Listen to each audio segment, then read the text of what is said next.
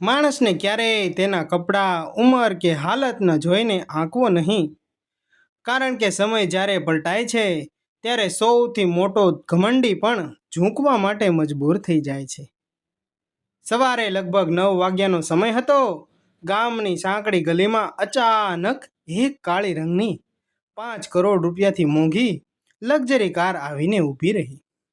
આખું ગામ દોડી આવ્યું. અરે, આટલી મોંઘી કાર આપણા ગામમાં કોણ લાવ્યું હશે? કોઈ મોકલી હશે? કોઈ મંત્રી આવ્યો લાગે છે. ના, કદાચ કોઈ મોટો ઉદ્યોગપતિ હશે. લોકો અંદાજ લગાવતા રહ્યા, પણ થોડી જ વારમાં કારમાંથી ઉતરેલા 4 શૂટ બૂટવાળા લોકો સીધા જૂના તૂટેલા મકાન તરફ ચાલવા લાગ્યા. એ જ મકાન જ્યાં રહેતી હતી ગામની સૌથી ઉપેક્ષિત વૃદ્ધા કાંતાબા. ગામમાં દરેક તેમને કાંતા દાદી તરીકે ઓળખતું હતું. તેમના પોતાના ઘરમાં પણ તેમની કોઈ કિંમત જ નહોતી. પણ આજે એ જ દાદીમાના પગે કરોડોપતિ લોકો નમી રહ્યા હતા અને ઘરના લોકોના ચહેરાનો રંગ ઉડી રહ્યો હતો. ગુજરાતના એક નાનકડા ગામમાં રહેતી હતી 70 વર્ષની કાંતાબા. ચાલો આપણે તેની આજે વાર્તા સાંભળીએ. ચહેરા પર હજારો કરચલીઓ, સફેદ વાળ, સાદી કપડાની સાડી, હાથમાં જૂની લાકડી અને આંખોમાં વર્ષોનું ડૂબાયેલું દુઃખ. પતિના અવસાનને 10 વર્ષ વીતી ગયા હતા. તેમને એક જ દીકરો હતો, મહેશ.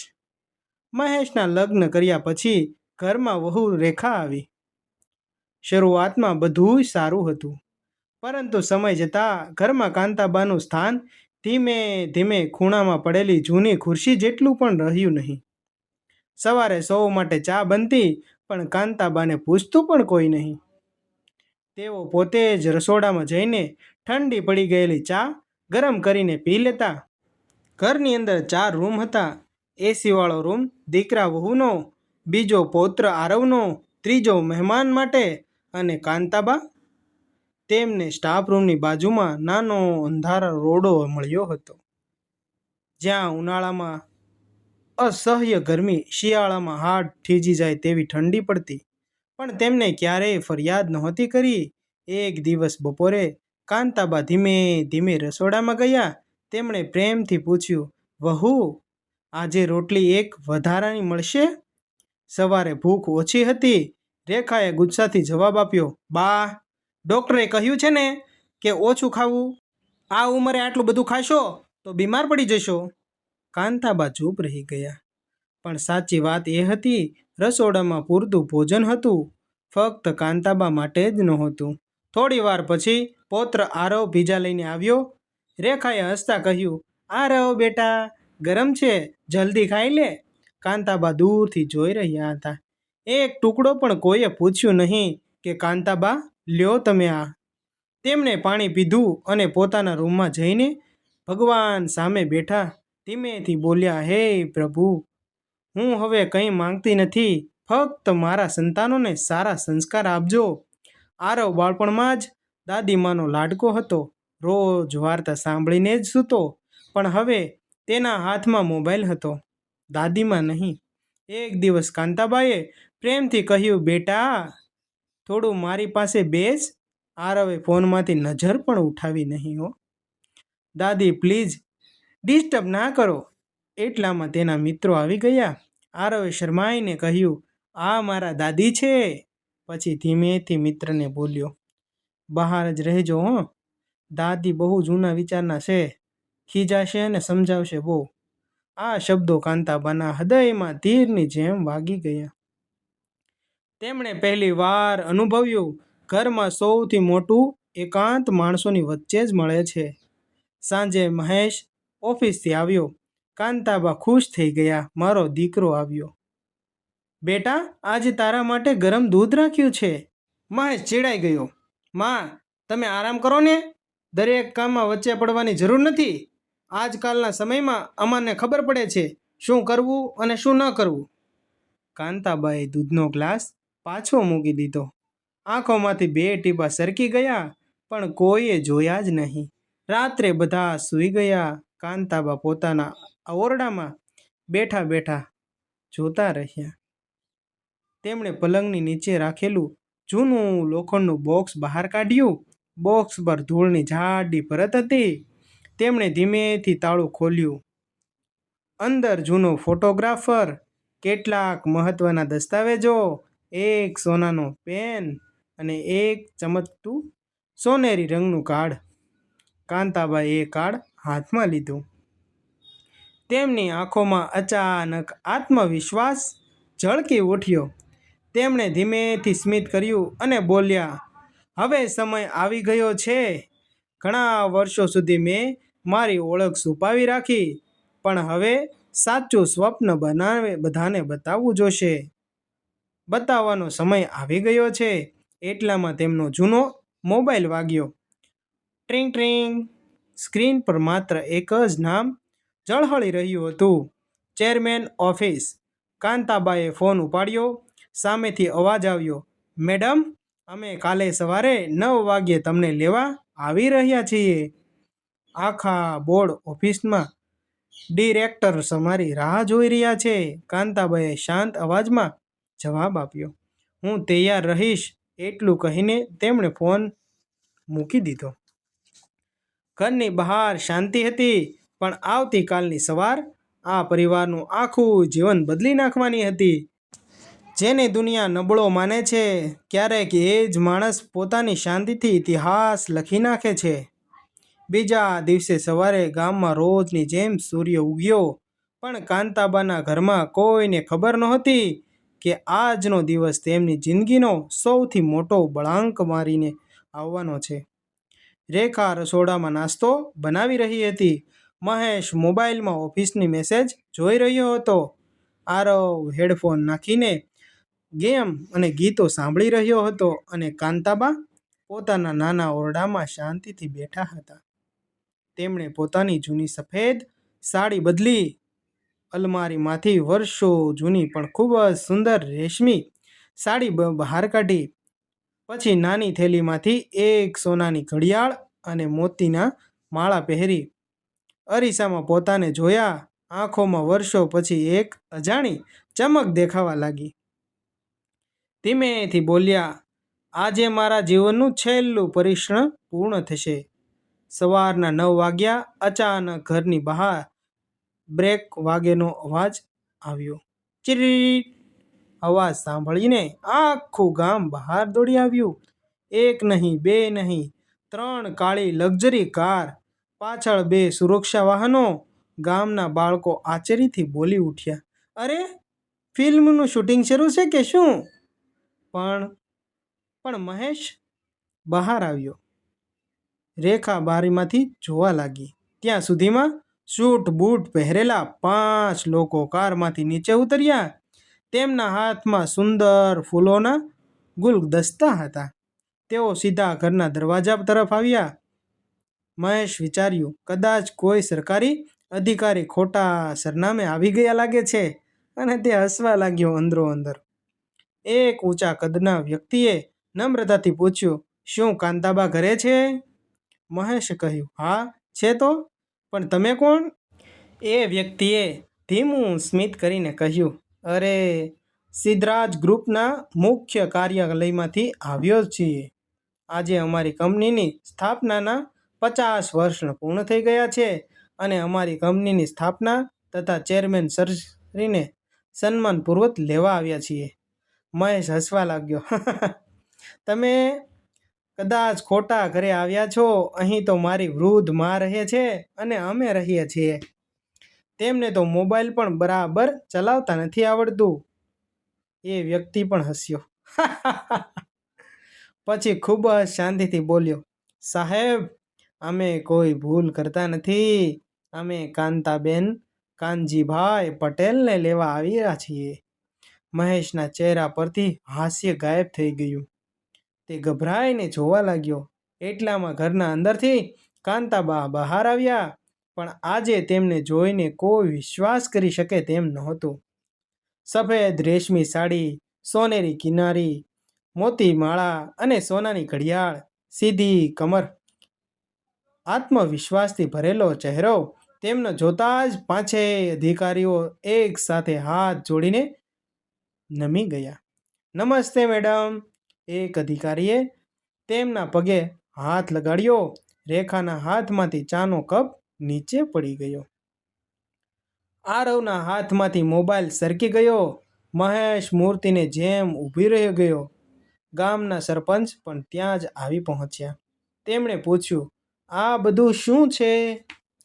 કંપનીના અધિકારીએ કહ્યું, આજે જે મહિલા તમારી સામે ઊભી છે, તેમણે લગભગ 40 વર્ષ પહેલાં અમદાવાદમાં એક નાની ફેક્ટરીની શરૂઆત કરી હતી. આજે એ જ કંપની દેશના અનેક રાજ્યોમાં કામ કરે છે. હજારો લોકોનો રોજગાર આ કંપનીમાંથી સાથે જોડાયેલો છે અને દરેક આની અંદર કામ કરીને છે. અને આ સમગ્ર ગ્રુપની સ્થાપના આજ કાંતાબેન છે. આ સાંભળતા જ આખું ગામ સ્તબ્ધ થઈ ગયું. મહેશના હોઠ સુકાઈ ગયા. તે જોવા લાગ્યો. તે રેખાબેન તરફ જોઈને વિચારવા લાગ્યો.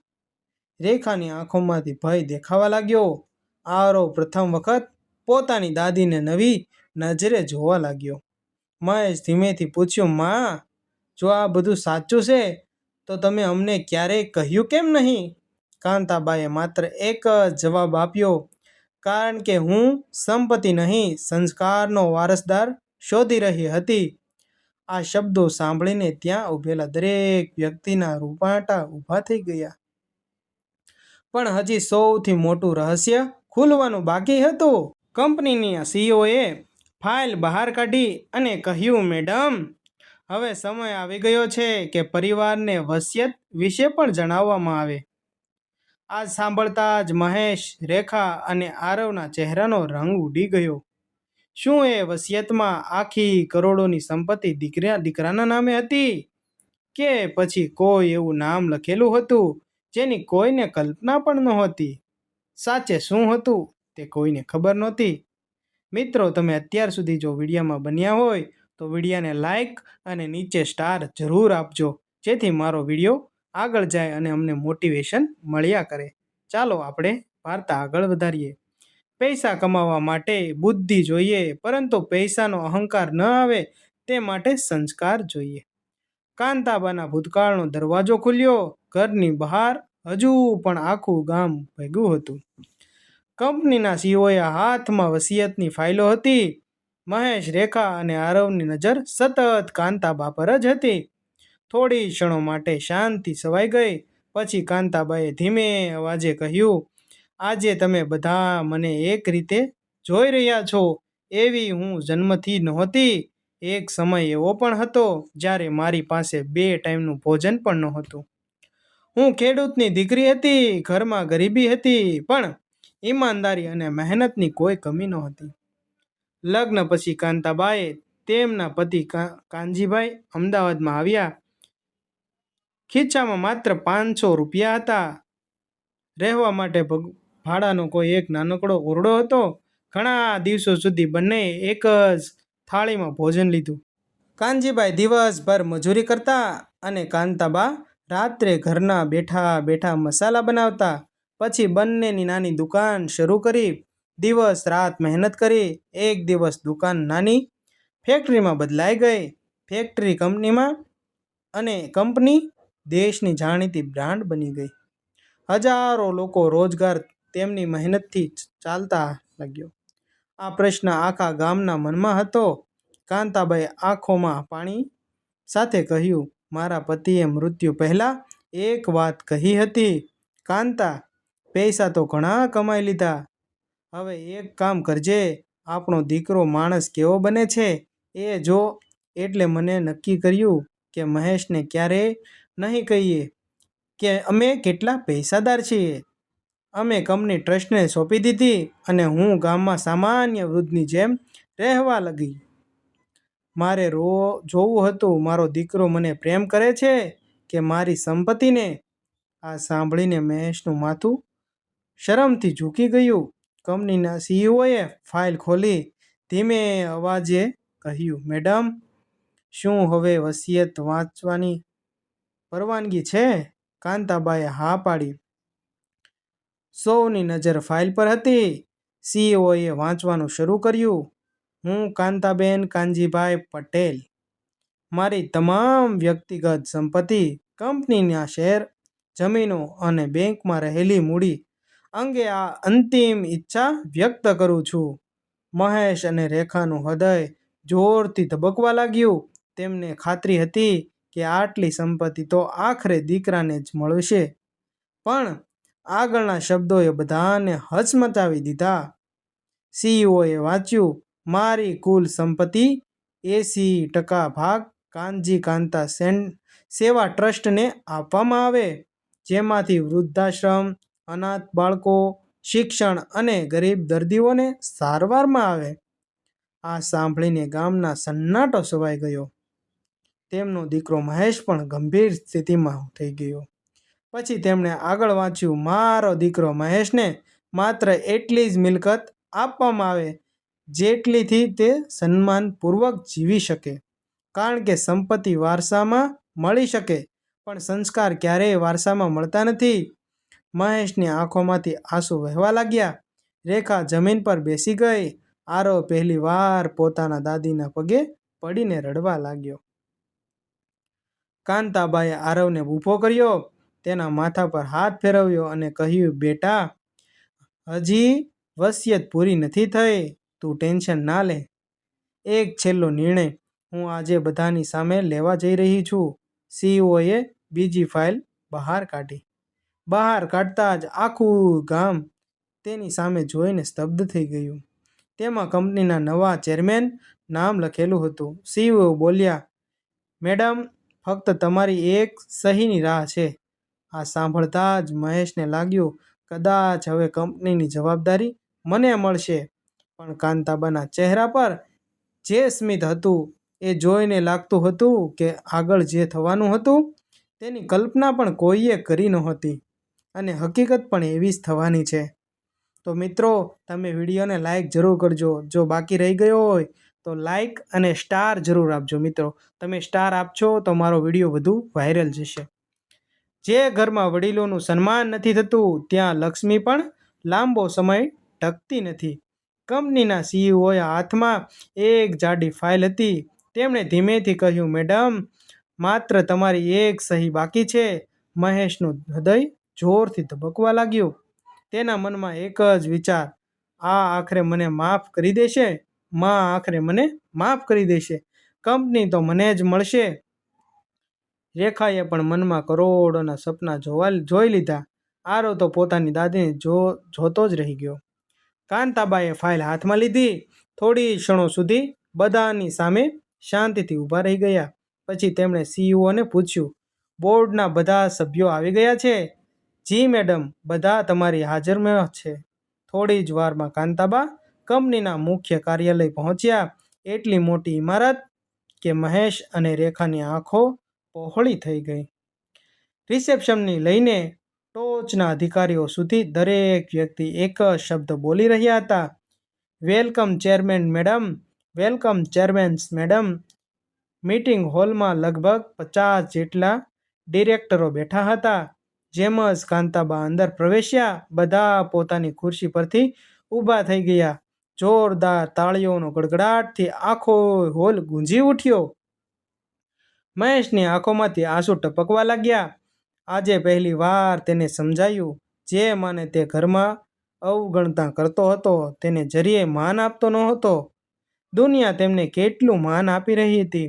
સીઈઓ માઇક પાસે આવ્યા. મિત્રો, આજથી કંપનીના નવા ચેરમેનનું નામ જાહેર કરવામાં આવે છે. આખો હોલ શાંત થઈ ગયો. સીઈઓએ કવર ખોલ્યું અને વાંચ્યું, આગામી 1 વર્ષ માટે કંપનીના કાર્યકારી ચેરમેન તરીકે શ્રી વિક્રમ શાહની નિમણૂક કરવામાં આવે છે. આ નામ સાંભળીને મહેશ ચોંકી ગયો. વિક્રમ શાહ? એ તો અમારી કંપનીમાં છેલ્લી 20 વર્ષથી મેનેજર છે. કાંતાબા હસ્યા. હા મહેશ, કારણ કે તેણે કંપનીની પરિવાર સમજીને સંભાળી છે. વારસો લોહીથી નહીં, લાયકાતથી મળે છે. આ શબ્દો સાંભળીને આખો હોલ તાળીઓથી ગુંજી ઉઠ્યો. મીટિંગ પૂરી થયા પછી મહેશ પોતાની મા પાસે પડી ગયો. રડતા રડતા બોલ્યો, માં, મને માફ કરી દો. મેં પૈસાને મહત્ત્વ આપ્યું, પણ તમને ક્યારેય સમજ્યા નહીં. તમને જરા માન ન આપ્યું. ઘરમાં હું તમારી સાથે કેમ રહેતો હતો તે મને આજે સમજાય છે. મારે તમારી સાચવણી કરવી જોઈએ, તમારી કદર કરવી જોઈએ. હું ખરેખર ખરાબ દીકરો નીકળ્યો. રેખા પણ રડવા લાગી. બા, મને પણ માફ કરી દો. હું તમારી સાથે વહુ નહીં પણ અજાણી વ્યક્તિ જેવી જ વર્તી હતી. કાંતાબાઈએ બંનેને ઊભા કર્યા. આંખોમાં આંસુ હતા, પણ હોઠ પર સ્મિત.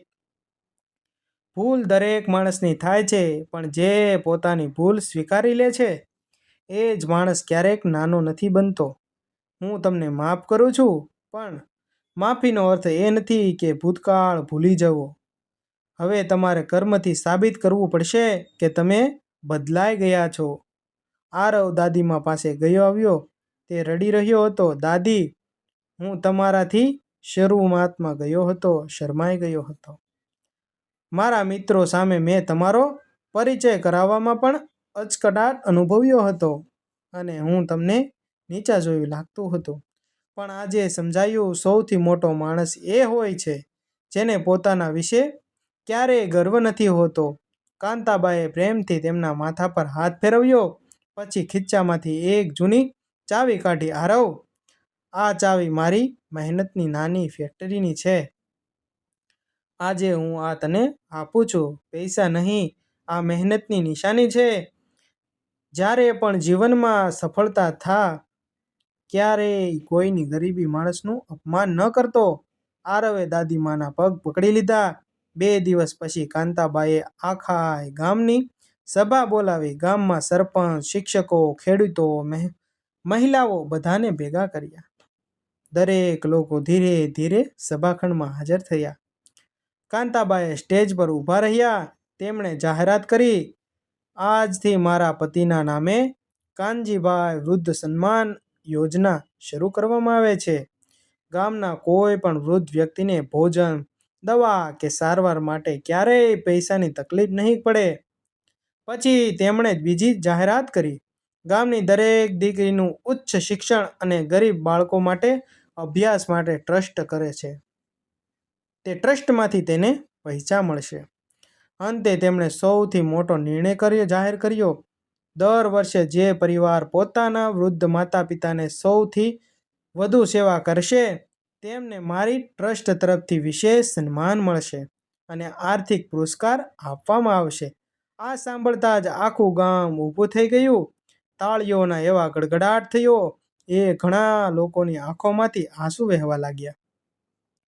દરેક વૃદ્ધ લોકો જોતા રહી ગયા અને તેમને પણ તેમના દીકરા સાચવતા નહોતા તે હવે સાચવતા થઈ ગયા. મહેશે પોતાની માને ગર્વથી જોયા. આજે તેમને પહેલાની વાર સમજાઈ ગયું કે કરોડપતિ બનવું મોટું નથી, પણ કરોડો લોકોના દિલ જીતવા એ સૌથી મોટી સંપત્તિ છે. પરંતુ વાર્તાનો સૌથી ભાવક અંત હજુ બાકી છે. તે જ રાત્રે કાંતાબા પોતાના પતિના ફોટા સામે બેઠા હતા. ધીમે બોલ્યા, કાનજી, હવે મારું કામ પૂરું થયું. એટલામાં તેમના છાતીમાં અચાનક દુખાવો શરૂ થયો. આરવે દૂરથી દાદીમાનો અવાજ સાંભળ્યો અને દોડતો તેમના પાસે રૂમમાં તરફ ગયો. પણ ત્યાં જે દ્રશ્ય હતું તે જોઈને આખો પરિવાર ફૂટી ફૂટીને રડી પડ્યો. માતા પિતાનું મૂલ્ય તેમની વિદાય પછી સમજાય છે, પરંતુ ત્યારે સમય હાથમાંથી સરકી ગયો હોય છે. અને હકીકતમાં પણ જીવનમાં એવું જ છે. જ્યારે માતા પિતા હોય છે ત્યારે તેની સેવા થતી નથી અને પાછળથી ખૂબ પસ્તાવો થતો હોય છે. ગામમાં રાતના લગભગ 10 વાગ્યા હતા. આકાશમાં પૂનમનો ચાંદ હતો. ઘરના બધા લોકો પોતાના રૂમમાં હતા, પરંતુ કાંતાબા પોતાના પતિ કાનજીભાઈના ફોટા સામે શાંતિથી બેઠા હતા. તેમણે ફોટા હાથમાં લીધો. આંખોમાંથી આંસુ સરકી ગળ્યા. ધીમેથી બોલ્યા, કાનજી, આજે મેં આપણું વચન પૂરું કરી દીધું છે. આપણે નક્કી કર્યું હતું કે મહેશને સંપત્તિ નહીં, સંસ્કારનો વારસો આપવાનો છે. આજે મને એ પણ પોતાની ભૂલ સમજાઈ ગઈ. હવે મને કોઈ અફસોસ નથી. તેમણે ભગવાનનું નામ લીધું. એટલામાં તેમની છાતીમાં જોરથી દુખાવો શરૂ થઈ ગયો. તેમના હાથમાંથી પતિનો ફોટો નીચે પડી ગયો. આરવ પોતાના રૂમમાં હતો. અચાનક કંઈક પડવાનો અવાજ સાંભળ્યો. દાદી! એ દોડતો દોડતો તરત દાદીમા પાસે આવ્યો. સામેનું દ્રશ્ય જોઈને તેના પગ કાંપી ગયા. કાંતાબા જમીન પર બેઠા હતા. શ્વાસ ખૂબ જ ઝડપથી ચાલી રહ્યો હતો. આરવ જોરથી બૂમ પાડી, પપ્પા, મમ્મી, જલ્દી આવો! મહેશ અને રેખા દોડતા આવ્યા. જીવનમાં પહેલી વાર મહેશને પોતાની માને બંને હાથથી ઉંચકી લીધા. એ જ માં જેને વર્ષો સુધી તેણે એટલી જ રહેવા દીધી હતી, તેને સરખી ગણી નહોતી, તેની સાથે દુર્વ્યવહાર કર્યો હતો. ડૉક્ટરને બોલાવવામાં આવ્યા, પરંતુ કાંતાબાએ ખબર પડી હતી કે હવે તેમની અંતિમ ક્ષણો આવી ગઈ છે. તેમણે મહેશને હાથ પકડ્યો, ધીમેથી બોલ્યો, બેટા, આજ સુધી મેં ક્યારેય તારા માટે મનમાં ગુસ્સો રાખ્યો નથી. માતા પોતાના સંતાન પર ક્યારેય નારાજ નથી રહેતી. પણ એક વાત યાદ રાખજે, ઘરમાં ભગવાનનું મંદિર પછી બનાવજે, પહેલાં વૃદ્ધ માતા પિતાને સ્થાન આપજે. આ શબ્દો સાંભળીને મહેશ ફૂટી ફૂટીને રડવા લાગ્યો. પછી તેમણે રેખા તરફ જોયું. દીકરી, વહુ બનીને નહીં, દીકરી બનીને દરેક ઘરમાં જજે, કારણ કે એક દિવસ તું પણ સાસુ બનવાની જ છે. રેખા ધ્રુસકે રડવા લાગી. કાંતાબાએ આરવને નજીક બોલાવ્યો. પોતાની આંગળીમાંથી જૂની સોનાની વીંટી કાઢી તેના હાથમાં મૂકી દીધી. આ વીંટીની કિંમત સોનાથી નહીં, આ તારા દાદાએ મને લગ્નના દિવસે પહેરાવી હતી, એટલા માટે હવે આ હું તને આપી રહી છું. જ્યારે પણ જીવનમાં મોટો માણસ બન, ક્યારેય કોઈ ગરીબ, વૃદ્ધ કે લાચાર માણસનું અપમાન કરતો નહીં. અને દર વર્ષે મારા જન્મ દિવસે વૃદ્ધને પોતાના હાથે જમાડજે અને તેને જમાડીને બોલાવજે. આરવ પણ રડતો રહ્યો. તે દાદીમાના પગે માથું મૂકી દીધું. કાંતાબાએ એક વખત આખા પરિવાર તરફ જોયું. હોઠ પર નાનું સ્મિત હતું. આંખો ધીમે ધીમે બંધ થઈ ગઈ. હાથમાંથી માળા સરકી ગઈ અને કાંતાબા હંમેશા માટે શાંત થઈ ગયા. ઘરમાં સન્નાટો છવાઈ ગયો. મહેશ જોરથી રડી રહ્યો હતો. માં, એકવાર આંખ ખોલો, માં, મને માફ કરી દો. પણ હવે કોઈ જવાબ આવવાનો નહોતો. હકીકતમાં જીવનમાં પણ એવું જ છે. માતા પિતા હોય ત્યાં સુધી તેની કોઈ સેવા કરતો નથી અને વયા જાય પછી તેના ફોટાને બધું જમાડે છે. જીવતા નથી જમાડતા, પણ ફોટાને જમાડતા હોય છે. અંતિમ યાત્રાના દિવસે આખું ગામ ઉમટી પડ્યું. હજારો લોકો આવ્યા. કંપનીના કર્મચારીઓ, ગરીબ પરિવારો, વૃદ્ધાશ્રમો, લોકો, અનાથ બાળકો, દરેકની આંખોમાં આંસુ હતા. એક વૃદ્ધ બોલ્યા, આજે અમે અમારી માતા ગુમાવી છે. એક યુવતીએ કહ્યું, મારા સભ્ય અભ્યાસ ફી કાંતાબાએ ભરી હતી. એક દર્દી બોલ્યા, મારા ઓપરેશન માટે પૈસા પણ તેમણે જ આપ્યા હતા. મહેશ આ બધું સાંભળી રહ્યો હતો. તેના મનમાં એક જ પ્રશ્ન હતો, જે માને આખી દુનિયાએ પ્રેમ કર્યો હતો, હું તેમને કેમ સમજી શક્યો નહીં? એક વર્ષ વીતી ગયું. આ ગામ સંપૂર્ણ બદલાઈ ગયું હતું. કાનજી કાંતા સેવા ટ્રસ્ટ દ્વારા વૃદ્ધાશ્રમ શરૂ થયો. ગરીબ બાળકો માટે શાળા બની. નિઃશુલ્ક દવાખાનું શરૂ થયું. અનેક દીકરીઓ અભ્યાસના ખર્ચ ઉઠાવવા લાગ્યા. મહેશે પોતાની નોકરી છોડી હવે તે ટ્રસ્ટમાં સેવા આપતો હતો.